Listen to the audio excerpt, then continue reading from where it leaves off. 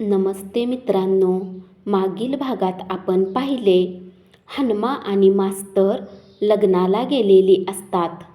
आता पुढे मास्तरनंही टापरी बांधली, हलगी शेकली, ढांग डिच्ची डिच्ची ढांग सुरू केलं. मास्तर एवढी झकास आणि कानांना गुंगवून टाकणारी हलगी वाजवत असेल असं मला वाटलं नव्हतं. मी तर बघतच राहिलो. गाव जमत चालला. हळूहळू रंग भरला. माणसं घुमायला लागली. मास्तरांच्या बोटांची पानं झाली. तडाडणाऱ्या टिपऱ्या दिसेनाशा झाल्या. हलगीचं तापलेलं कडक कातडं आवाज फेकू लागलं. ठेक्यावर आकबंद गाव झुलू लागलं. एक पोरगं बोथाट्यांचा भारा घेऊन आलं. मास्तरनं माझी पितळी बोथाटी एका पोराला वागवायला लावली होती. लेझमाचा डाव मोडला तसं एक पोरगं बोथाटी नाचवीत माझ्याकडं आलं. कोणीतरी ओरडलं, "अरे हनुमा, ये मोर, होऊन देत 2 डाव." मग काय, उठलो. एकदा इकडे एकदा तिकडे पाहिलं. आसपासच्या वाड्यापुढे बायका घोळका करून उभ्या राहिलेल्या. पुरुष माणसांची भयानक गर्दी झालेली. त्यात गॅसबत्तीची लाईट नुसती झळाळणारी. बोथाटी अशी सणसणून फिरवली म्हणता सारं पिंपोडं चाट झालं. एकदा 2 घंटं खेळलो. नंतर 4 घंटं. एका पाठोपाठ हात असे घुमवले की माझा नेहमी खेळ पाहणारे गावचे लोकसुद्धा बघत राहिले. गरगर जशी सोन्याची भिंगरी गरगरावी तशी काठी फिरत होती. गंगाराम दादाच्या तालमीत तयार झालेलं सरावलेलं अंग लीलया काठी फिरवीत होतं. शेवटी मी जबरन नावाची चीज फिरवायला घेतली. जबरन म्हणजे फूटवर 2 काठ्यांचं अधिक चिन्ह केलेलं. प्रत्येक काठीला 2 फूट लांबीची साखळी लावून कापडाचे गोळे लोंबते ठेवलेले. चारीही गोळे पेटले. झोले देऊन एकदा त्याला गोलाकार आकार दिला. आगीचं वर्तुळ तयार झालं. मग एकाएकी त्यानं वेग घेतला. मी जेव्हा ते आगीचं वर्तुळ अंगाभोवती लीलया फिरवू लागलो तेव्हा लोक अवाक होऊन बघू लागले. इतकी जबरदस्त कला ह्या पोरानं कुठं कमावली असा म्हाताऱ्यांना प्रश्न पडला. लगीन घराजवळून जाताना तर मी 6 घरात खेळून लागोपाठ 7 डावांची भिंगरी दाखवली. माणसं तोंडात कांदा घातल्यावानी गप्प झाली. दांडपट्टा तर माझ्या तळहाताचा मळ. पानं असं फणानत आवाज करायचं की बघणारे घाबरूनच जायचे. बायका विळीवर कांदा चिरतात तसा 2 पायांच्या मध्ये कांदा ठेवून सहजतेनं फोडलाच. पण त्याही पुढचा डाव करून दाखवला. समोर एक पोरगा बसवला. त्याच्या डोक्यावर केसरे काढलेला नारळ ठेवला आणि पाहतं लवायच्या आत एका सणकाऱ्यात 2 तुकडं केलं. त्या पोराला कळलंही नाही. एक म्हातारा म्हणाला, "बाळा, असल्या जीवावल्या कसरती नको करूस बाबा. सारं चांगलं हाय, पर पोटात इंगळावानी भय फुललंय." मी नुसता हसलो. माझ्याच मस्तीत मी फिरत होतो. जिकडं बघावं तिकडं बोराटीच्या काट्यावानी सारी माणसंच माणसं. मी सगळीकडे अभिमानानं बघत होतो. इतक्यात मसुगडे मास्तर जवळ आले. हातात हात दिला. तोंडभर हसत म्हणाले, "मानलं हनुमंतराव तुम्हाला. काय हात बसलाय तुमचा. वेतासारखं अंग लवतंय. आम्हाला बी तुमच्या शाळेत नाव घालावंसं वाटायला लागलंय." मीही प्रसन्न हसलो. मध्येच मास्तरांनी मला ढोसलं, "डाव्या बाजूला बघा, अशी डोळ्यांनी खून केली. बघतो तर डाव्या बाजूनं पवाराचा दादू चाललेला, त्याचा हात डिंगऱ्या पाटलाच्या हातात असलेला, मागे जोत्या पुढे गणोबा जाधव, बरोबर बत्ती घेतलेलं पिंपोड्यातलं पोरगं. मला बघून जोत्या खाकरला. तसं मी मास्तरकडं बघितलं. हातातली काठी मुठीत दाबली. भुवई उडवीत म्हणलं, मास्तर, ही काठी हातात आहे तवर मी कुणाच्या बापाला घाबरत नाही. काळीज गवसून असा वादाडा हाणीन की जाग्यावर माणूस गारद करीन. माझं बोलणं जोत्यानं ऐकलं. तसं त्यानं डोळं गपकीन पाडलं. भिडूमाना वळवीत पुढं सटकलं. घोड्यावरचा नवरदेव बोथाटीच्या खेळावर खुश झाला होता. घोड्यावर होता तरी खुशीची पावती देत होता. नवरी बाकी देखणी होती. नवरदेव तिला कधीच डावा होता. पोरगी मोठी सुरेख, उंचीपुरी, गोरी पान, माझ्या हातातल्या पितळी काठीसारखी. त्यात अंगावर तो जरी काठी केशरी शालू. आपण तर खल्लास झालो. तिच्या लग्नातही मी आणि मास्तरनं 2 मंगलाष्टका म्हटल्या. लग्न लागलं. कुणीतरी पिंपोड्यात वरात काढायची कल्पना काढली. मग काय, नवरदेव माधवदाजी खुश म्हणाला, लेजिमवालं, ₹50 घ्या, पण नाचायला मागं पडू नका. मला सुद्धा 10ची नोट दिली तर. मी घेत नव्हतो, पण मास्तर म्हणाले, मानानं दिली, घ्या. मी कालच्यासारखा आजही खेळ दाखविला. मास्तरांनी पोट फुटेपर्यंत हलगी वाजवली. 3रे दिवशी वरात आमच्या गावात. मग काय, नुसता धडाका उडवून दिला. वरात संपायला पहाटेचे 2:30 वाजले. लागोपाठ 3 दिवस खेळून कंटाळा आला. अंग दुखू लागलं. लोकांच्या आग्रहास्तव खेळलो, पण सराव नसल्यानं हात दुखू लागले. कोणत्याच कामात उत्साह वाटेना. 2 दिवस आराम केला. रुक्मिणीनं करडीच्या तेलानं सारी पाठ चोळून काढली. हातपाय रगडलं तेव्हा कुठं बरं वाटलं. बापू पिचकारी टाकत म्हणलं, तरी मी तुला म्हणत होतो, सराव ठेव. 2-4 हात खेळावंस म्हणून तेवढ्यासाठी 250 रुपयांची काठी आणली. आता हितनं मोहरं रोज याचा तासभर सराव करत जा. पवाडं लावण्या म्हणण्यापरास हे लई चांगलं. होय, मला वाटतं जगूला बी शिकवायला हवं. तो कुठला शिकतोय? नुसतं नरसू वडाराच्या घरात जाऊन बसायला सांग. भडवा जवा बघावं तवा राधीवर मन घालत बसलेला असतो. त्या वडाराला नाही अक्कल. वयात आलेली नागिन पाळली या घराला. स्वतः हिंडतो या गावभर मुरुम टाकीत आणि सुरुंग लावीत. इथं आमच्या गळ्याला फास बसायची वेळ आली.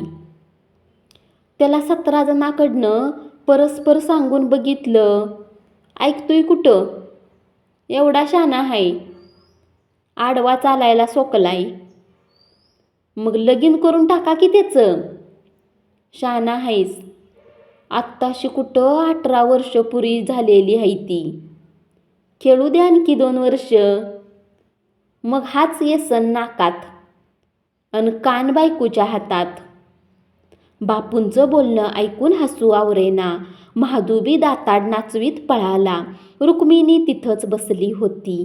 तिला वाटत होतं काहीतरी बोलावं, पण ती बोलली नाही. शांतपणे चहा घेऊन आली. हातात देऊन तिथंच खाली वाकून पडलेली पुस्तकांची पानं गोळा करू लागली. कुणी पुस्तक फाडलं? कुणास ठाव, बारीक रावांचं दिसतंय. हां, तो एक शिकणारा झालाय. याक पुस्तक सरळ नाही. सारी पानं एकत्र करून रुक्मिणीनं सुई घेतली आणि पुस्तक शिवायला सुरुवात केली. बापू कौतुकानं बघत राहिलं. 1 महिन्यानंतरची गोष्ट. मी बैल पाण्यावर घेऊन पाणवट्यावर गेलो. 11-12चा सुमार असावा. ओढ्यात कुठं कोणीच दिसत नव्हतं. होती फक्त खडकावर एक देखणी पोरगी. इतकी देखणी की कल्पनाच करवेना. नाजूक हातानं धुणं चुपकत होती. साबणाच्या वासानं बैल पाणी पित नाहीत म्हणून वरच्या पाण्यात मी बैल घुसवले. तिच्या रूपाकडं बघत मी मनाशी म्हटलं, कोण आहे ही अप्सरा? गावातली दिसत नाही. गळ्यात लायसन बी दिसतंय. बैलांना शीळ घालून हळूहळू तिच्याकडं बघू लागलो तशी ती हसली. मीही हसलो. शीळ ओठातून सुळकण निसटली. पातळाच्या सोग्यानं पोटऱ्या झाकत म्हणाली, लय लांबनं तरांगताय. हां, मी ओळखलं नाही तुम्हाला. मी अंजिरा, माधवदाजीची बायको पिंपोळ्याची. हां, आलं ध्यानात. पण मला कसं ओळखलं तुम्ही? अजून कुठं ओळखलंय? मग ओळख असल्यागत हसला कसं? तुम्ही काठी पेटते बोळे छान फिरवता. तुम्ही बघितलं?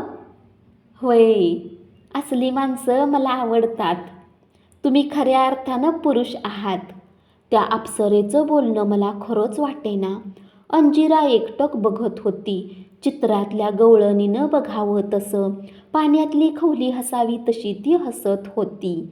तांबड्या पातळातलं पिवळं यौवन माझ्यातला पुरुष जागा करत होतं. बैल पाणी पिऊन कासरा ओढू लागले तरी मला भान नव्हतं. पुढं हे नेहमीचंच झालं. रोज पाणवट्यावर येणं, हसणं खिदळणं, अर्धा पाऊण तास गप्पा मारणं. पुढं पुढं तर भानच राहीना. पाणवट्याजवळ करंजाडाचं गचपान. त्या करंजाडाचाही आम्ही गैरवापर करायला सुरुवात केली. भीती कुठल्या कुठं पळाली. भर दिवसा हे करताना कधी लाज वाटली नाही की माराची भीती जाणवली नाही. शेवटी व्हायचं तेच झालं. गावभर बोंब झाली. चौकात चर्चेला ऊत आला. एकदा मसुगडे मास्तरांनीही विचारलं, पण मी टाळाटाळ केली. काय करावं कळेना. मी झपाटलो असलो तरी तसा गोंधळलो होतो. उद्या बापूंनी सरळ विचारलं तर काय सांगायचं समजत नव्हतं. अंजिरावर काहीच परिणाम नव्हता. ती पहिल्यासारखी प्रसन्न होती. एकदा मी तिला विचारलोच, गावातली चर्चा कानावर आली का तुझ्या? कसली? आपल्या भानगडीची. वय, भीती नाही वाटली? नाही. का? अंजिरानं एकदा माझ्याकडं बघितलं. पडलेला पदर तसाच पडू दिला. बांगड्या पाठीमागं सारत ती म्हणाली, माझा नवरा छक्का हाय हे साऱ्या गावाला ठावा हाय. गावानं मला फशिवलं, मी आता गावाला फशिवणार. मी रक्त गोठल्यासारखा बघतच राहिलो. नेहमीपेक्षा यंदा उन्हाळा भयानक जाणवत होता. नुसतं बनियन चड्डीवर हिंडलं तरी उकडत होतं. टॉवेल चड्डी घेऊन अंघोळीला निघालो. जाता जाता गुरुजी आहेत का बघितलं. कडीवर लोंबकळणारं कुलूप पाहून तसाच निघालो. घड्याळात पाहिलं, 4 वाजायला आले होते. घराला वळसा मारून वरांड्याच्या वस्तीनं निघालो.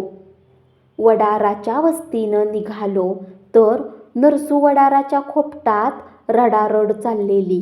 मला काहीच समजेना. या वेळेला काय झालं? काहीच कळेना. कुणीतरी दगावलं असावं अशा विचारानं पुढं गेलो. काय झालं ग अनुसये? का गळा काढतीयस? नरसूची बायको जमिनीला हात लावून पाया पडत म्हणाली, मोकाशी, आता तुम्हीच आमचं आईबाप. तुम्हीच आता आम्हाला वाचवा. ही बघा तरणी-ताटी पोरगी कशी उसळ्या देऊन रडतीया. गाढवाच्यावर नशीब आमच्यावरात दुगण्या झाडतंय. बघा की राधू कशी करतीया. मी सरळ खोपटात घुसलो. सारा गाडग्या मडक्यांचा संसार आखबंद माणूस शिरेल एवढा पाठीमागे डोबळा. हवा यायला ठेवलेला. रिकामटेकड्या बायका केव्हाच येऊन पोचलेल्या.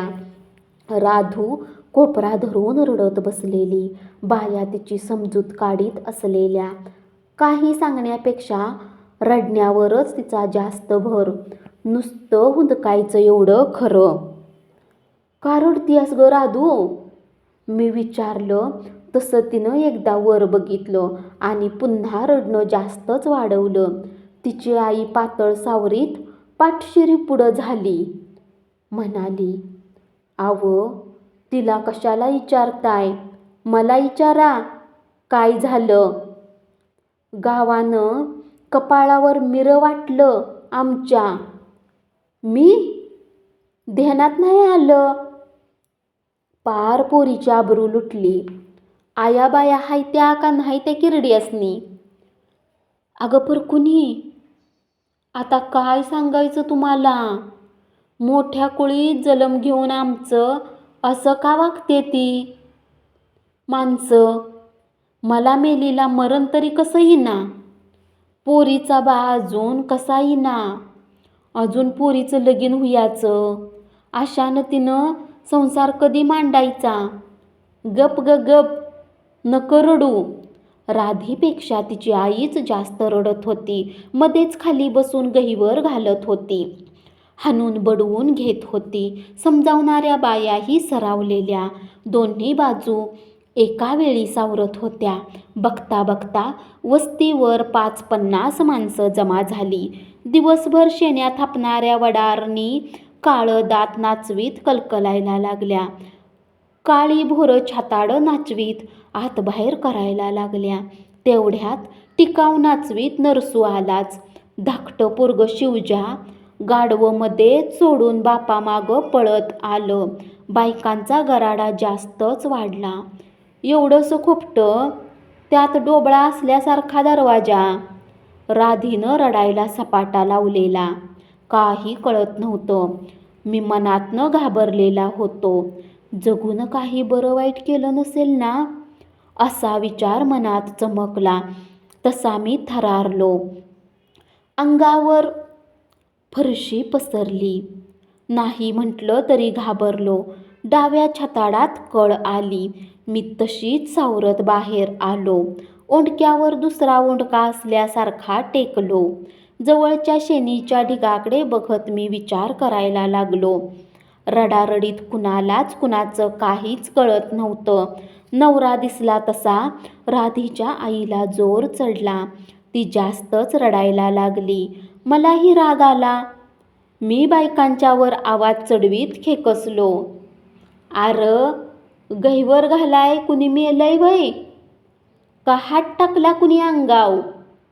नाव सांग. जाऊन उभा खापालतो. ज्योतिरामाच्या शंकरनं हात धरला हिचा.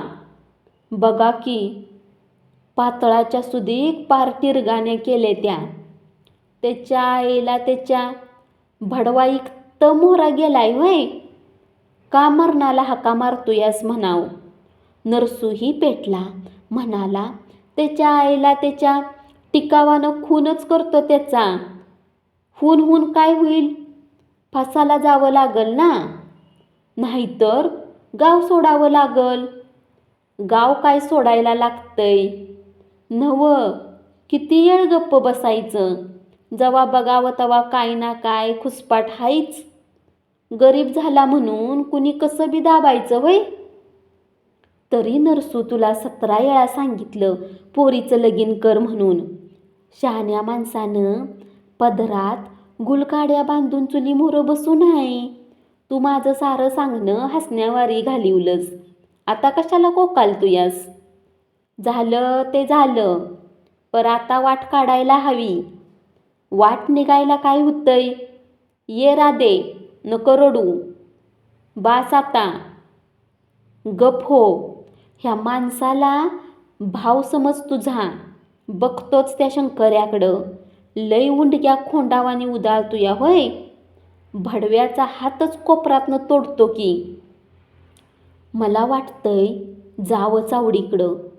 वाटतंय नव? चल नरसू, पाटलाच्या कानावर घालू पोरगीचं हे संकट. त्याचा बाप न्याय देईल. मी चावडीवर पोचलो तेव्हा पारावर चांगली 18-20 माणसं बसली होती.